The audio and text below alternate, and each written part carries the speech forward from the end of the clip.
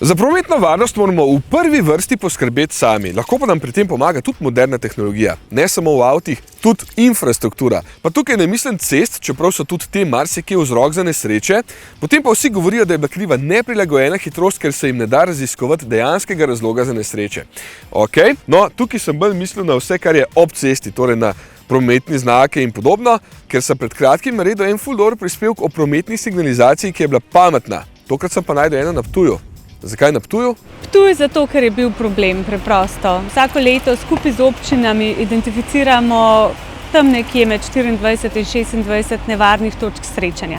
To je tam, kjer se nesreče že dogajajo, ali pa vozniki izvajajo kakšne manevre, zaradi katerih je potem povečana možnost za nesreče. In kaj so ugotovili na Ptuju?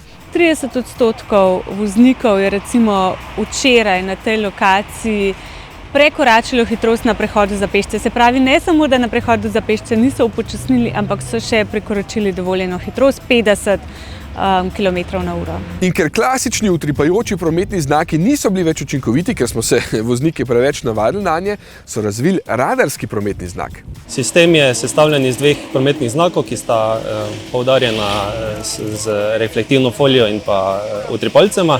Je inteligenčni sistem, ki v bistvu znotraj znaka so določeni senzorji, ki pomagajo pri zbiranju statističnih podatkov in potem obdelavi. Zbirajo se podatki v oblačni podatkovni bazi, tako da lahko tudi partner Zavarovalnice Triglav in pa seveda občinam, ki so ta sistem odločili, potem dajemo te podatke, da vidijo, koliko se je situacija na določenih teh točkah izboljšala. Ampak ti noben na podlagi tega kaznovan? Ne, to pa ne. Ne gre v bistvu za certificirane sisteme, pa v bistvu ne zajemamo slike, ker niti ne smemo. Gre samo v bistvu za statistični zbir podatkov o hitrosti gibanja vozil na teh točkah. No evo, niso vsi radarji samo za kaznovanje nas voznikov, ampak tudi za opozarjanje, čeprav vem, da vi verjetno v okolici šol pa vrtcev vsem boste majčkeno bolj previdno, a ne?